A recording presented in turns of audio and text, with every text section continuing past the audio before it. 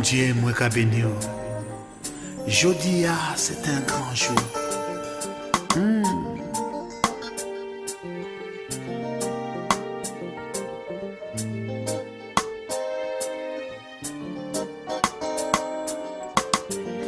Et mariage, c'est pas un jeu, c'est un bagage sérieux.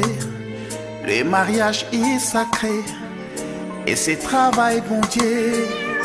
C'est un bagage divin, c'est Dieu qui créait. Nous qu'a béni bon Dieu, pour tout ça il fait, nous. Bonsoir bien-aimés, bienvenue dans votre émission L'homme et la femme, une véritable mission. Cette émission qui vous parle de la famille, du mariage, de la vision de Dieu par rapport au mariage, des hommes, des femmes, des enfants, des valeurs familiales. Mais ce soir, nous allons nous attarder sur les hommes. Et oui, les hommes. Qu'est-ce que les hommes veulent que les femmes, les épouses sachent à leurs propos? Pour ça, j'ai à mes côtés un homme, oui, un homme parce que c'est plus facile, un homme de Dieu qui s'appelle le pasteur Mathieu Ndomba, qui nous vient de Bruxelles et qui va tenter ce soir en tout cas de nous dire ce que les hommes veulent que nous, les épouses, sachions à leurs propos. Bonsoir pasteur. Bonsoir Mazouzou. Comment allez-vous? Je vais bien par la grâce de Dieu, ça va et vous-même? Très bien, Dieu nous fait grâce aussi. Dites-moi pasteur, donc pour nos téléspectateurs qui ne vous connaissent pas, si vous voulez juste vous présenter et dire qui êtes-vous, ce que vous faites, quel est votre ministère. Donc voilà, l'occasion vous est donnée. Voilà, je suis le pasteur Mathieu Lévin Ndomba et je suis marié. Bien sûr, mon épouse s'appelle Mélissa Ndomba et Dieu nous a fait grâce. Dieu nous a fait grâce, nous avons 3 petits garçons. Et je suis pasteur de l'Assemblée chrétienne La Cité du Dieu Vivant qui se situe à Bruxelles-Laken. Voilà en gros, voilà. Voilà, maintenant vous savez qui est le pasteur Mathieu avec qui nous serons ce soir. Donc pasteur Mathieu, ma question c'est: qu'est-ce que vous, en tant qu'homme, voudrez que les femmes ou vos épouses, les épouses, sachent à votre propos?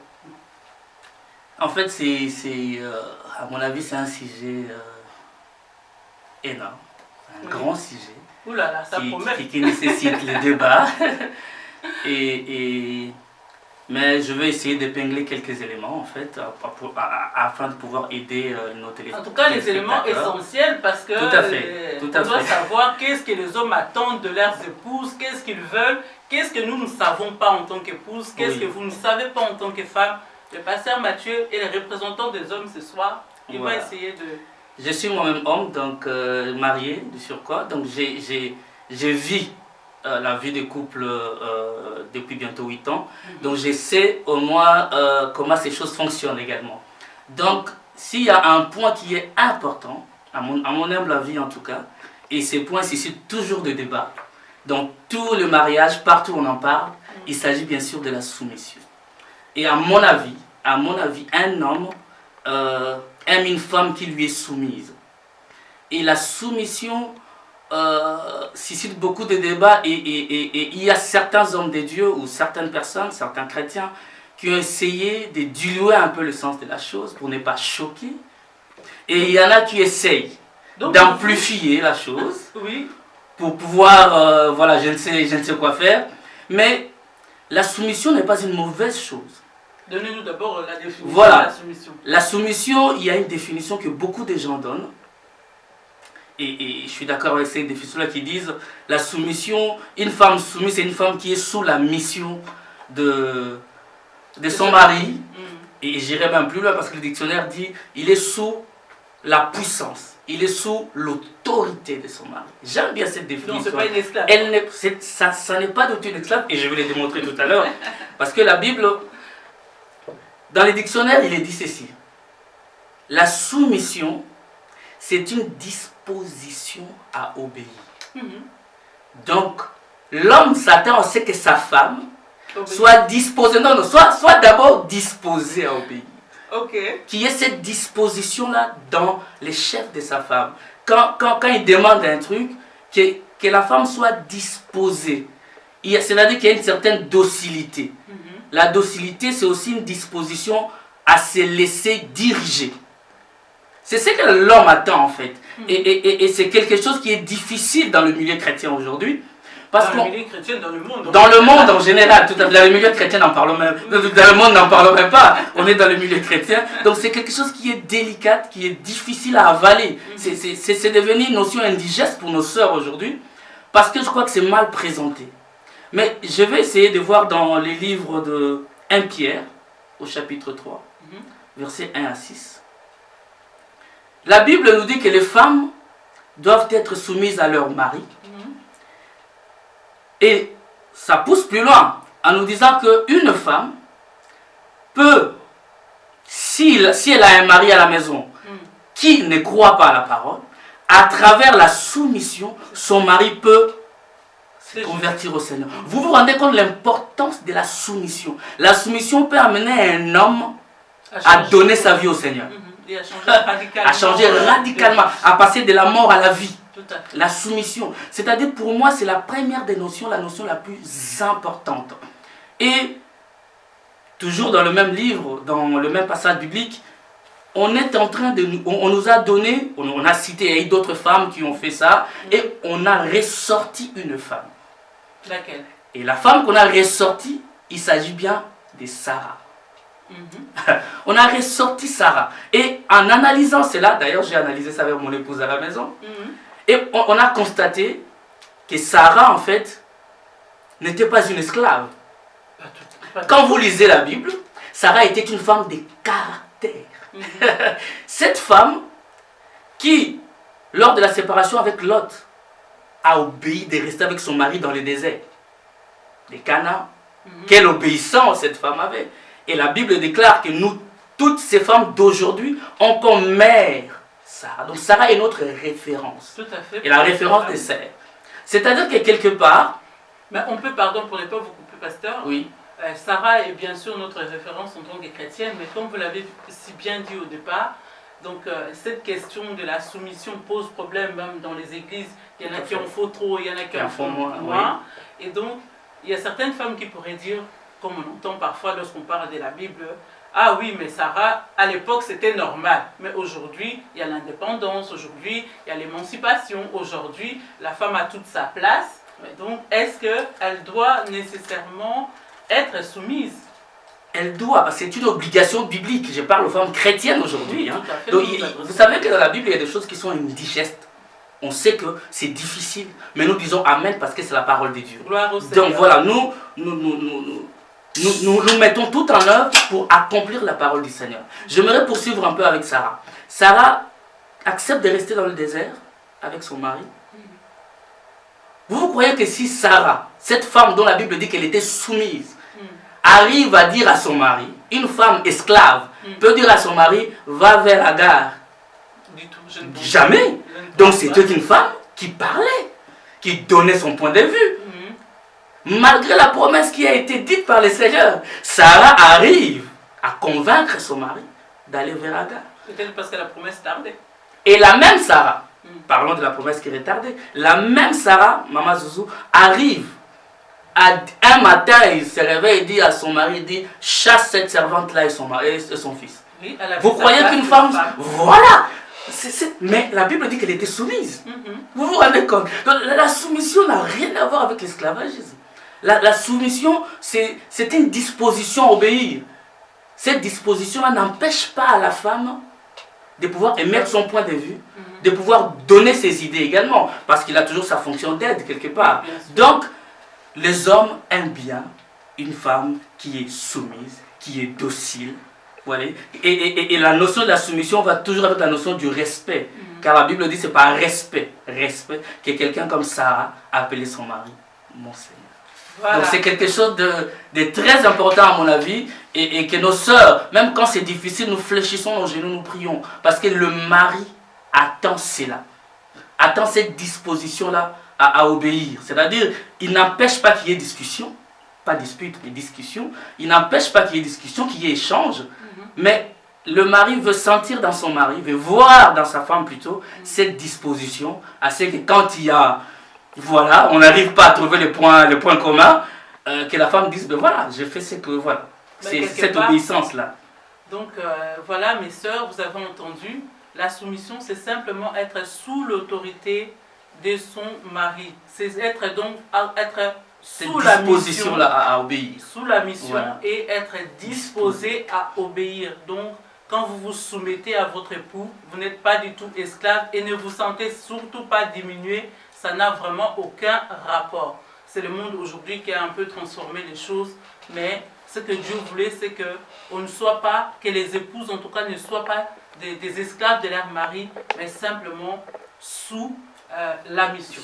Tout à fait, c'est bien résumé. Voilà. Et donc, puisqu'on a parlé un peu de respect, ma question est de savoir, pour un homme, est-ce qu'un homme, qu'est-ce qui est important pour un homme? Manquer d'affection ou manquer de respect?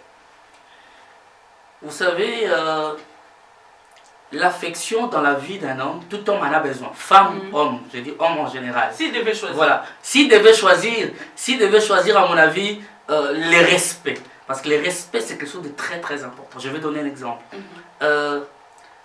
Manquer du respect, c'est quelque chose d'insupportable pour un mari, surtout quand ça devient visible. Je me souviens, on était une fois dans une fête de mariage. Il y avait plusieurs couples. À un moment donné, au moment de se servir, on voit une sœur qui s'élève, qui va vers le buffet, avec l'assiette de son mari, et il remplit l'assiette, franchement, une montagne Kilimanjaro, quoi. Il est rempli, et il vient avec ça. Oui. Nous tous, on était là. Elle dépose ça sur la table, à côté de son mari. C'est ça, mange alors. Waouh. Vous voyez, ça, c'est un manque de respect notoire. C'est quelque chose qui a frappé. Et je me suis dit, oh, cet homme peut-être avait le fruit du Saint-Esprit parce qu'il y avait une maîtrise de soi, qui est un des fruits, voilà. Donc il a pu encaisser la chose, mais je ne sais pas ce qui s'est passé à la maison. Toujours est-il, c'est ça en fait le respect. Le respect, c'est ne pas dévaloriser son conjoint en public. Ni même en privé. Ni même en privé, tout à fait. C'est pas parce qu'on les dévalorise pas en public qu'en privé, si on est méchant avec lui, on peut y aller. Humiliant, qu'il ne va pas se sentir non, ça c'est vrai. Diminué. Ça, vrai. Mais ça n'a pas une autre dimension quand c'est sur la place publique en fait. Oui, tout à fait, c'est normal. Et donc la suite alors, notre premier point c'était donc la soumission. C'était la soumission. Avec un point qui va de pair avec le respect. Tout à fait, avec le respect. Et là, j'aimerais également dire quelque chose que nos sœurs, moi je suis quelqu'un qui aime communiquer, personnellement. Donc moi la communication est indispensable. Chez moi quand j'arrive, je parle avec tout le monde. Pourtant les enfants des hommes sont plutôt... voilà, ça c'est quelque chose que j'aimerais lever cet équivoque là aujourd'hui. Moi je ne pense pas, vous savez, faisons le parallélisme avec la Bible. La Bible déclare, Marie, aimez vos femmes comme Christ a aimé l'Église. Vous savez que l'Éternel nous demande de prier sans cesse. La prière est une forme de communion, de communication. Donc, c'est lui qui aime. Le Seigneur nous aime tellement qu'il veut à tout moment que nous soyons avec lui. À tout moment, nous parlons avec lui. Il veut marcher avec nous tout le temps. Tout le temps. Voilà, c'est cette communion-là. Donc moi, je crois que c'est quelqu'un qui aime, comme Christ aime son Église. Un homme qui aime sa femme comme Christ aime, a besoin de contact permanent avec celle-ci, a besoin de parler avec elle, de communiquer avec elle sans cesse, sans cesse. Il faut parler, parler et parler. Vous savez, dans la Bible, il y a l'histoire de Rebecca avec Isaac. Ils sont partis chez les Philistins, il y avait la famine. Et la Bible déclare, Isaac, comme son père Abraham, il dit à Rebecca, il dit, ne dis pas que, voilà, je suis ton époux, sinon, voilà. Et comment est-ce que le roi a su que c'était la femme d'Isaac? La Bible déclare qu'un jour, qu'il regardait à travers la fenêtre, il voit Rebecca qui plaisantait avec Isaac. Il a compris que mais juste à travers une plaisanterie. Voilà. C'est-à-dire qu'il s'amusait. Voilà. Voilà. Ça va nous enchaîner vers un autre point. Voilà. Parce que c'est très important, vous voyez. Donc, il ne pouvait pas s'en passer. Même si on leur avait dit. Et Isaac lui avait dit, mais voilà, on ne va pas s'afficher ici, faisons attention. Mais non, à un moment donné, le naturel est revenu. À un moment donné, c'est-à-dire qu'il y a une manière de vivre avec sa femme. Il faut plaisanter. L'homme a besoin de cela. A besoin, vous savez, les femmes disent souvent qu'ils aiment bien un homme qui lui fait rire, n'est-ce pas? Et quand cet homme te fait rire, il attend à ce qu'il y ait un retour. Oui, parce que j'ai lu quelque Voilà. part que les hommes aiment bien aussi des femmes allez, qui sont un peu blagueuses, entre guillemets, Tout à fait. qui les font rire aussi. Tout à fait. Donc, voilà. Tout à fait. Quelqu'un qui revient du travail, qui revient du ministère, il vient de prier, chasser les démons à gauche, à droite, et il arrive à la maison. Ouf!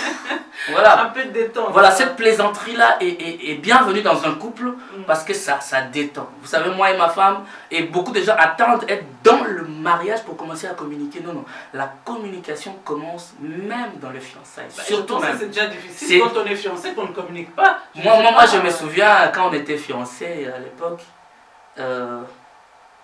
J'étais à l'époque où Baze explosait avec les crédits et tout. Mais je vous assure, je ne sais pas comment on faisait.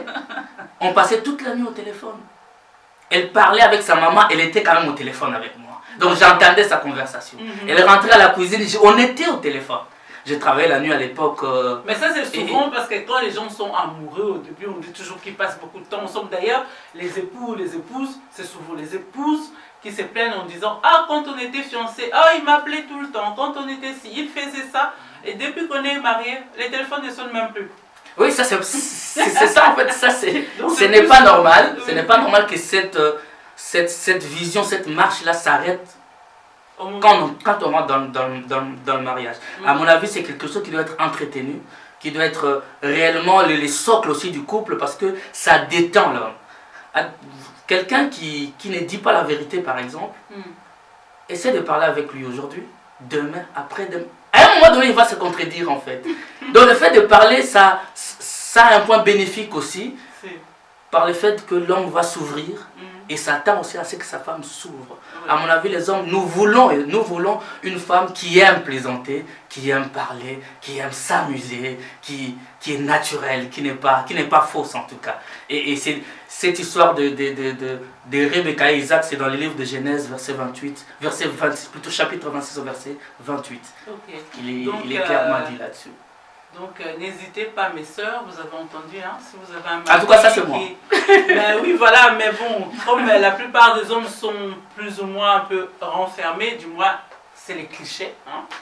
Mais si vous avez un homme comme ça, ou bien un homme qui aime plaisanter, ne les prenez pas mal, laissez-vous aller, ils aiment ça apparemment. Donc n'hésitez pas, faites-le. Parce que ce qui se passe souvent, si je vais renchérir un peu, oui. beaucoup d'hommes qui vont voir ailleurs. Qu'est-ce qui se passe ailleurs souvent? Rencontre quelqu'un qui parle, une femme qui aime s'amuser, qui le reçoit bien, qui lui raconte sa journée. Ben voilà, il faut avoir ça à l'intérieur. Il faut vivre de cette manière-là. Je crois que ça peut aider les couples à avancer, à aller de l'avant en fait. Voilà. D'accord. Et le point suivant, si vous n'en avez pas encore? Oui, ça c'est un point aussi très important. Ce sont des points vraiment que j'ai essayé d'épingler. C'est l'aspect physique. C'est-à-dire? C'est-à-dire, vous savez, nous négligeons beaucoup cet aspect. Nous, 80%. Nous les hommes, hein? Donc oui. Vous les hommes. Ok. Non, je crois que les hommes plutôt... je vais y revenir. Vous voyez, 80% de couples, il y a d'abord une attraction physique. 80%, oui, non, tout à fait. Oui. Parce que sauf qu'il y en a qui disent, voilà, j'ai vu un ange qui est descendu, qui m'a dit. Mais c'est plutôt un aspect physique. L'homme est attiré par ce qu'il a vu. C'est pourquoi vous verrez dans la Bible, on dirait Rebecca c'était une très belle femme de figure, Sarah était une très belle femme. C'est pas pour rien que leur mari se disait, ben voilà, je vais pas... Et donc c'était des femmes très très belles. Donc cet aspect physique est important pour l'homme, est très important pour l'homme, parce que l'homme, en fait, la femme, c'est la couronne de l'homme. Oui, mais donc, ce que vous voulez dire par là, que... Enfin, je vais vous laisser aller jusqu'au bout. Voilà, c'est-à-dire que vous allez voir, l'homme aimerait. Il y a beaucoup de fois, par exemple, moi je sais, le jour où j'ai vu ma femme, je sais ce que j'ai vu. D'accord. Voilà, je sais. Et j'aimerais que cet aspect-là demeure, perdure dans le couple. D'accord. Vous voyez? Et il y a des femmes à la maison, une fois mariées, ben voilà, les mêmes pyjamas pendant 6 mois. Les mêmes pyjamas pendant 6 mois, voilà. Et ça, c'est un défaut terrible. Nous marchons également dans le couple a un aspect physique. Oui, tout à fait. Qu'il ne faut pas négliger en fait. Le couple a un aspect physique qu'il ne faut pas négliger, qui est important. Donc les femmes, les épouses, faites attention parce que c'est pas parce que vous êtes mariés depuis 10 ans, 20 ans et même davantage que vous devez penser que ça y est, tout est acquis. Il n'est plus nécessaire de s'habiller, de se faire belle pour son mari. Donc voilà, le pasteur nous dit ce soir qu'en tant qu'homme et par rapport à son expérience d'homme, et sans doute d'autres hommes aussi. Que les hommes aiment bien avoir en face d'eux de femmes attrayantes. Attrayantes, tout à fait. Vous allez voir quelqu'un, vous savez, une femme avec la même coiffure pendant 6 mois, quoi. Alors là-dessus, je dis, pasteur, c'est bien de vouloir des femmes attrayantes. Voilà. Alors j'ai dit, en tant qu'époux, en tant que mari, n'oubliez pas alors d'en prendre soin. C'est-à-dire, comme vous voulez qu'elles changent de coiffure, oui, qu'elles aillent chez les diététiciens ou bien chez les esthéticiennes, n'oubliez pas de leur donner les sous nécessaires pour pouvoir les faire. Et moi, je ne m'arrêterai pas là, parce qu'il y a aussi les compliments. Les compliments, il faut le faire. Parce qu'une femme aussi marche avec les compliments. Vous dites à une femme, elle s'est fait belle pour vous, et vous ne dites rien. Les lendemain, bon voilà quoi, ça n'a pas attiré, ça n'a pas... C'est très important, quand vous prenez la Bible dans 1 Corinthiens chapitre 7, au verset 34, la Bible déclare que les vierges, elles sont là, elles font tout pour plaire à Dieu. Alors que les femmes mariées s'inquiètent des choses du monde. J'aimerais dire des choses physiques, des moyens de plaire à leur mari. Tout à fait. Donc une femme, quand elle se réveille le matin, elle doit se dire, voilà, je dois plaire à mon mari. Et parce que le mari attend ça. Nous aimons une femme. Et d'ailleurs, la sexualité marche avec l'attirance physique. Donc c'est un aspect important qu'il ne faut pas négliger. Cette attirance physique doit demeurer, doit être là, parce que quand nous regardons, ben voilà. Ben justement, puisque vous avez parlé de la sexualité, j'ai une question à ce sujet-là. Et je dirais, les rapports sexuels sont quelque chose d'essentiel pour un homme, de prioritaire pour un homme, de primordial pour un homme? D'important, je dirais. C'est dans le couple... vous savez, on parle souvent des hommes, hein, les femmes, oui, tout à fait. Souvent que c'est souvent les hommes. Vous savez que même l'apôtre Paul dit, dans le même chapitre que je viens de donner, 1 Corinthiens chapitre 7, c'est une des raisons du mariage. Il dit, pour ne pas brûler, mariez-vous. Donc il y a cet aspect-là qui est important. Il dit, pour ne pas brûler. J'aimerais que tout le monde reste comme moi. Mais voilà, pour vous sentez que ce n'est pas possible. Et il ajoute. Il ajoute en disant, c'est seulement dans les cadres où vous avez un programme de prière ou quelque chose de bien particulier concernant votre spiritualité que vous pouvez vous... Donc c'est indispensable, ce n'est pas négligeable, c'est quelque chose d'important, d'équilibre. On a parlé de plaisanterie et tout ça détend, mais la sexualité également. Donc, dites à nos sœurs, aux épouses qui nous entendent ce soir, puisque vous êtes un homme, moi je ne suis qu'une femme. Donc, oui, tout à fait. Il faut tout à fait ce que les hommes, hein, par rapport à ça, parce que bon, on a plusieurs points de vue. Il y en a qui sont trop spirituels et qui pensent que quand l'époux demande, alors c'est ah non, j'en ai marre, c'est trop, tu exagères. Donc, comme vous êtes un homme et que vous savez ce que c'est, donc c'est peut-être mieux. Et maman, j'ai les Écritures qui me soutiennent tellement. Voilà, mais il faut essayer. Vous savez, l'apôtre Paul dit, hein, il dit. Dans le cadre du mariage, le corps de la femme ne lui appartient plus. Oui. Il est à son mari et vice-versa. C'est tout à fait ça. Donc, on ne peut même pas dire c'est mon corps. Il est à moi. Et vice-versa. Il n'y a pas d'hypocrisie dans le mariage. Ça m'étonnerait qu'un couple vive dans l'hypocrisie. Parce qu'on est appelé à se connaître. Les grands dangers aussi dans le couple aujourd'hui, c'est que l'homme et la femme ne se connaissent pas. Comme il se doit. Malheureusement, ils ne se connaissent pas. Voilà pourquoi ce type d'émissions sont également importantes, où on est en train d'éclaircir un peu les sujets tels qu'on est en train d'en parler aujourd'hui. Qu'est-ce que les hommes attendent réellement de leurs femmes? Donc c'est important que les épouses les sachent, parce que parfois il y a des gens, il y a peut-être des épouses qui nous regardent ce soir et qui sont bloquées dans leur relation de couple parce qu'ils n'arrivent pas à bien cerner peut-être leur mari, à bien comprendre leur mari. Donc l'occasion nous est donnée ce soir avec un homme qui peut nous parler donc des sentiments de ce qu'un homme ressent de manière générale. Évidemment, il y a des particularités d'une personne à une autre parce que tout le monde est différent. Mais voilà, on peut, si vous pouvez en profiter de ces conseils qui vous est donné ce soir. Bénissez le Seigneur pour cela. Voilà, c'est vraiment important, vous savez, il y a une histoire véridique tout à fait. J'étais une fois dans une cabine téléphonique à l'époque, il y avait des cabines téléphoniques, voilà. Et j'étais là, il y avait une dame qui était à côté, je crois qu'elle parlait à sa copine. Elle dit, est-ce que lui joue avec moi? Lui qui s'agenouillait devant moi, il me suppliait et tout. Et quand je suis allé à l'église, j'ai raconté cette histoire, je me suis dit, mais c'est tout à fait normal. C'est son mari.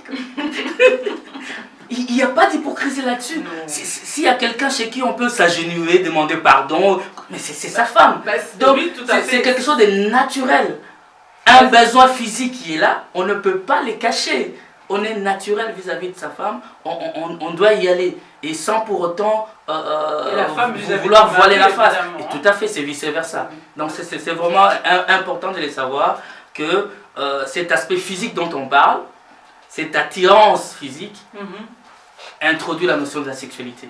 Parce que s'il y a bien une relation dans laquelle il ne devrait pas y avoir d'hypocrisie, où vraiment l'homme est vrai, où la femme est vraie, c'est dans le cadre du mariage. C'est le seul endroit où on peut être totalement soi. Voilà.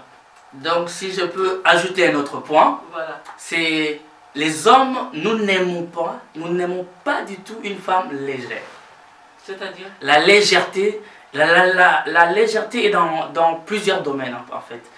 La légèreté, ici je peux épingler la légèreté dans l'habillement par exemple. Et c'est quelque chose, vous savez aujourd'hui, les corps de la femme comme on vient de dire, appartient à son mari. C'est un domaine privé. C'est pas quelque chose qu'on expose dehors. La Bible déclare dans le livre de 1 Timothée au chapitre 2 verset 9 que la femme doit s'habiller de façon décente. Et la décence, je le répète tout le temps dans mon église, la décence c'est ce qui ne choque pas. C'est ce qui ne choque pas. Et aujourd'hui nous voyons des femmes dans la rue, nous voyons des femmes dans des fêtes aujourd'hui, parce qu'il y a des véritables chrétiennes qui se disent, voilà, comme c'est une fête de mariage, même en décolleté plongeon jusqu'au nombril. Même les femmes mariées. Mais c'est ce que je déclare, j'ai dit, de maman, tu vas voir une maman de 50, 60 ans, avec un décolleté jusqu'à son nombril. Avec, on sache qu'elle est là, quoi. Et les dos dehors, avec un tatouage bien mis, et en même temps elle chante à la chorale, en même temps elle est à l'intercession, et elle se déclare chrétienne. La Bible déclare que ça c'est des choses, c'est trop choquant. Et un homme digne, ça je ne parle pas aux omelettes en tout cas, je parle aux hommes. Voilà, au vrai. Parce qu'un homme digne de son nom n'accepte jamais ça. Un homme digne de son nom protège sa femme. Voilà. Donc une femme légère dans son habillement, c'est quelque chose que les hommes... Ça diminue aussi ça diminue l'homme, puisqu'on a parlé tout à l'heure que la femme est la couronne de l'homme. Tout à fait. Donc quelque part, un homme, une femme mariée, en tout cas dénudée, le mari n'est pas forcément à l'aise, mais il y a peut-être certains maris qui n'arrivent pas à imposer leur autorité. C'est pourquoi nous parlons aux femmes qu'elles sachent ce que l'homme attend. L'homme attend, c'est que sa femme puisse s'habiller de façon décente. Donc même si votre mari ne vous fait pas des remarques, peut-être qu'il n'ose pas le faire, n'ose pas le dire, ou bien qu'il l'a déjà dit, mais que vous ne l'avez pas écouté, alors il s'est tu. Sachez quand même que c'est quelque chose qui les déshonore. Parce que vous savez, la Bible renchérit en disant, celui qui regarde une femme en vie a déjà commis l'adultère avec elle. Et vous savez, j'ai dit à l'église souvent, j'ai dit l'adultère est une notion, c'est un acte bilatéral.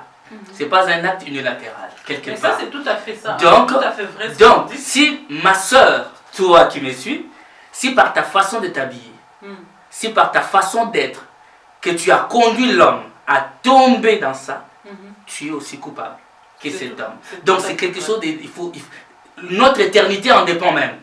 C'est-à-dire qu'il y a certaines femmes, on leur dira, ce jour-là, tu as commis adultère avec tel. Elle sera si. Et le Seigneur va... Voilà, donc c'est quelque chose de très important dans les livres de Proverbes au chapitre 31, où on parle de la femme vertueuse. On dit son mari est apprécié et respecté et valorisé aux portes de la ville, avec les anciens. Quand il est là, on le respecte. Mais on respecte un homme qui a une femme digne de ce nom. Amen. Qui est une femme digne de ce nom, qui sait s'habiller, qui sait se présenter, qui sait garder son corps pour son mari. Et ça, c'est quelque chose de très important. Les hommes, avec notre fierté d'homme, nous voulons une femme qui se couvre convenablement, qui sait s'habiller, qui sait se présenter, qui sait se tenir devant les gens. Et évitons en tout cas nos sœurs cette légèreté qui peut faire diminuer votre mari, qui peut les dévaloriser en public en tout cas. Donc ça, c'était donc un point négatif que les hommes n'aiment pas. Tout Et à qu'est-ce fait. qu'ils n'aiment pas encore chez ces chers époux? Vous savez, il y a un point. Les hommes n'aiment pas une femme querelleuse. Ah. Une femme querelleuse est irritable. Dans le livre de Proverbes, au chapitre 20-21, on en parle. Une femme irritante, une femme querelleuse. Vous savez, c'est comme on a dit tout à l'heure. Hein. Tu étais sorti, tu viens du travail, l'homme est fatigué, du boulot, du ministère, il rentre à la maison, mais il veut trouver la paix à la maison. Il veut trouver une femme qui les détend par des bonnes conversations, par de très bonnes discussions, par des plaisanteries, des amusements. Ils sont là, ils se détendent. Il ne veut pas rentrer à la maison parce qu'il a eu 10 minutes de retard. Ah, c'est le feu à la maison, on crache du feu directement.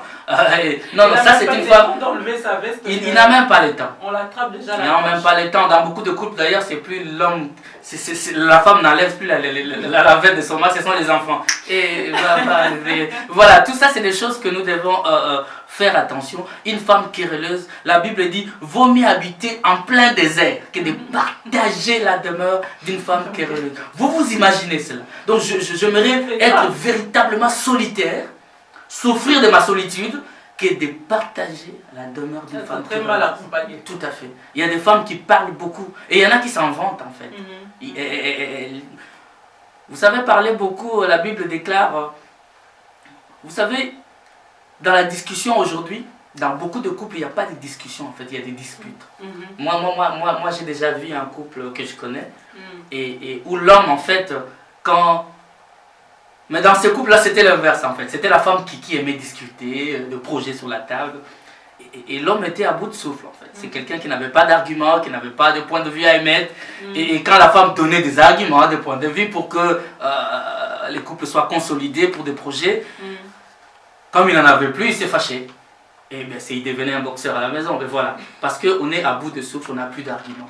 Donc la communication, c'est quelque chose de très important, mais évitons des disputes. Une femme querelleuse, c'est l'eau dans le sang, comme on dit. On approche c'est la mort.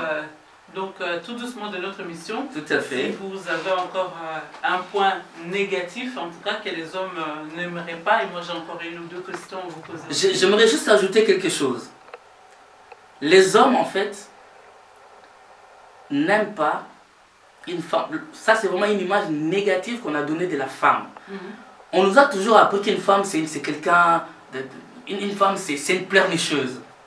Vous voyez, c'est comme la Bible dit, c'est des natures faibles, ainsi de suite.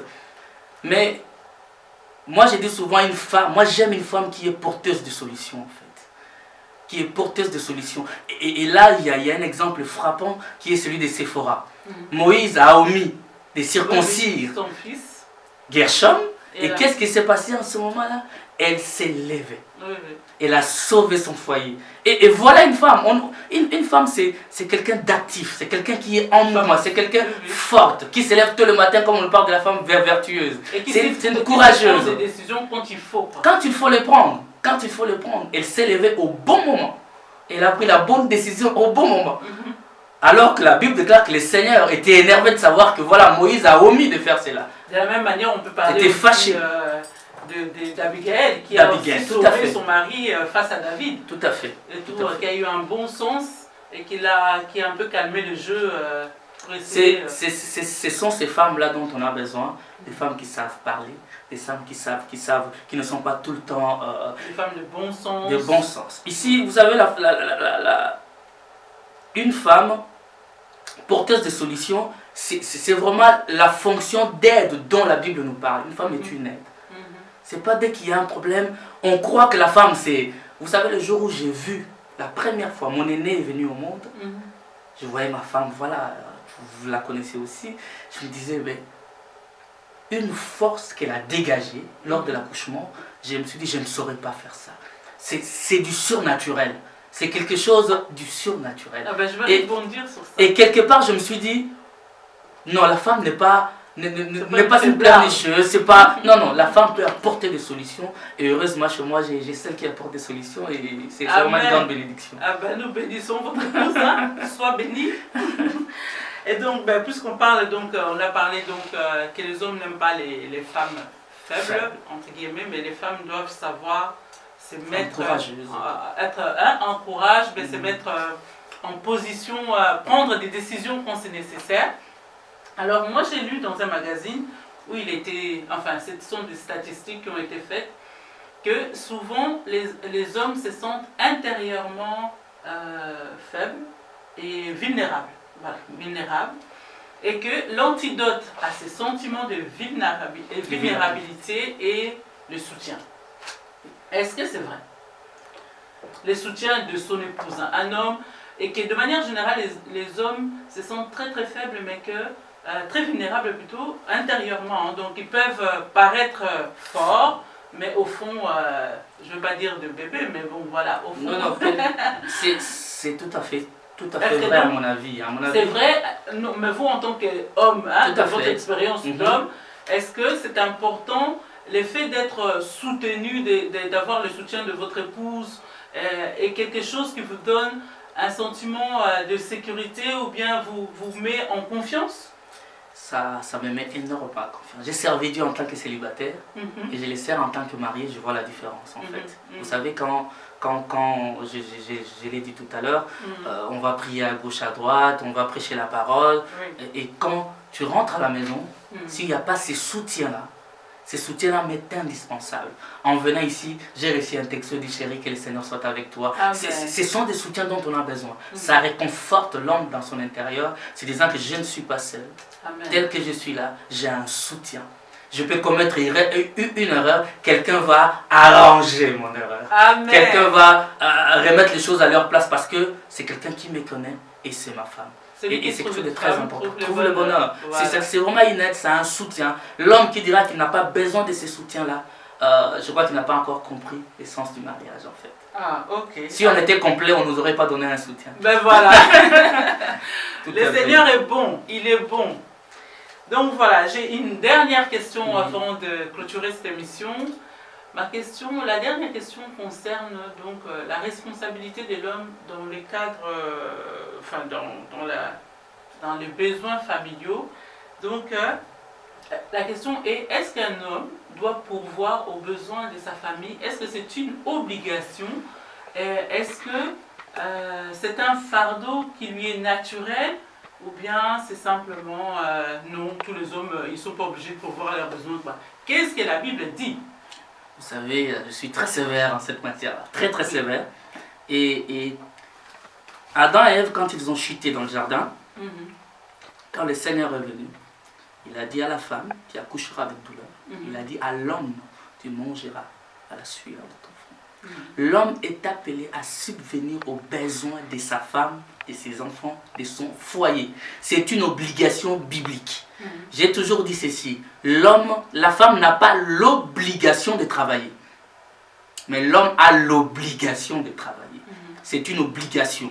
En fait, il n'y a même pas matière à débattre là-dessus. L'homme est appelé à subvenir aux besoins de son foyer. C'est quelque chose qui est important et qui est indispensable. Je ne vois pas un homme qui resterait zappé à la télé du matin au soir. Il y en a malheureusement. Vous savez, j'ai une image, parce que les naturels reflètent toujours les spirituels. Vous savez, dans le domaine des aigles, c'est une image qui va plaire à certaines personnes, aux aigles en tout cas.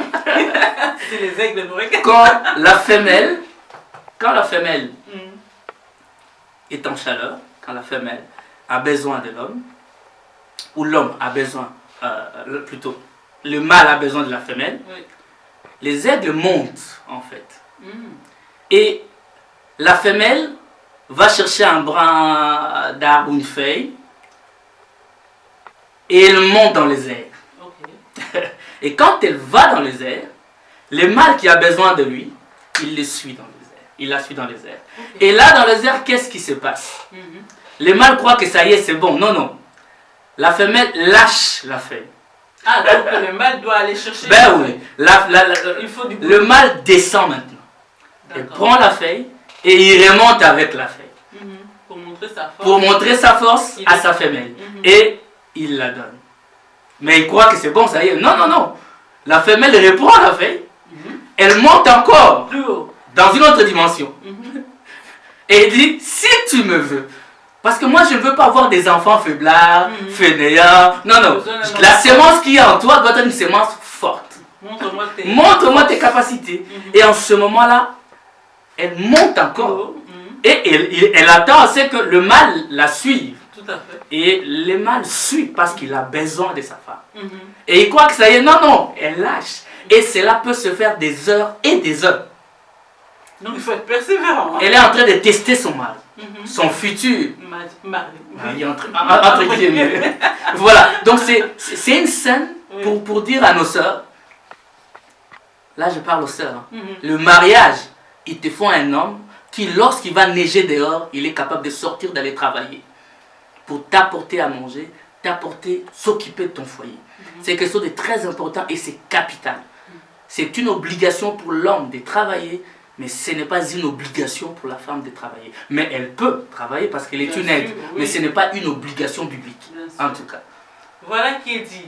Merci beaucoup, Pasteur Mathieu. Merci vraiment d'être venu parler aux hommes et d'être surtout venu parler, pas aux hommes, mais d'abord aux sœurs, puisque les sœurs savent maintenant ce que leurs époux voudraient qu'elles sachent à leur propos. Et donc, qu'est-ce que vous allez encore dire maintenant aux hommes? Donc, un dernier mot pour les hommes. Puisqu'on s'est adressé aux sœurs, maintenant, un dernier mot pour les hommes. J'encourage les hommes. J'encourage les hommes, en tout cas, à travers cette émission, à revêtir ces costumes d'hommes. À revêtir ces costumes d'hommes, c'est-à-dire à s'occuper de leur foyer, à entretenir leur couple. Vous savez, une femme a besoin de paroles douces. J'ai dit à l'église souvent, mon frère, toi qui me suis, je l'ai dit souvent, la douceur ne pas réserver aux femmes. La Bible dit, nous corrigeons avec douceur. La douceur, c'est quelque chose que nous devons avoir. Et aimons nos femmes. Vous savez, il y a une chose qui est importante. Les femmes souvent disent la soumission. Mais j'ai toujours dit, entre la soumission et l'amour, qu'est-ce qui est plus important? L'amour. Dieu a dit, Marie, aimez vos femmes. Aimons nos femmes. Aimer, l'amour ne soupçonne pas. L'amour, nous connaissons cette écriture. Donc l'amour englobe tous les fruits du Saint-Esprit que nous pouvons avoir. Et la Bible garde d'aimer nos femmes. Je déclare ceci parce que je suis un homme. Je vis dans le couple. Et si on aime, il y aura de moins en moins de divorces. D'ailleurs, là où il y a l'amour, il ne peut pas y avoir de divorce. Amen. Voilà. Donc j'encourage vraiment mes frères à aimer leurs femmes, à s'occuper de leur foyer, au-dessus de tout en fait. Gloire au Seigneur. Voilà mes sœurs, vous avez entendu ce soir ce que vous devez faire maintenant. On vous a donné donc des astuces, on vous a donné des conseils par rapport à ce que les époux aiment vivre ou bien aiment entendre, et aussi des choses qu'ils n'aiment pas. Donc si vous êtes dans cette situation où vous faites des choses qui déplaisent à vos maris, please, que le Seigneur vous aide à remonter la pente. J'espère que cette émission vous aura aidé à hisser votre mariage au plus haut niveau. Encore une fois, merci de votre fidélité. Merci de nous avoir suivis. Restez branchés sur le Seigneur, le Saint-Esprit, toujours le Saint-Esprit et encore le Saint-Esprit. Que Dieu vous bénisse abondamment. Bye bye.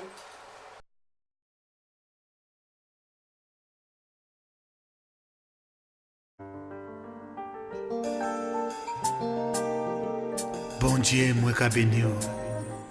Jodi c'est un grand jour.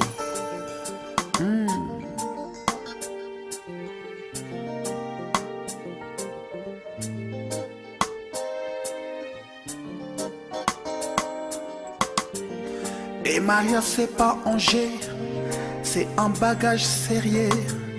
Le mariage est sacré et c'est travail bon Dieu. C'est un bagage divin, c'est Dieu qui créait nous.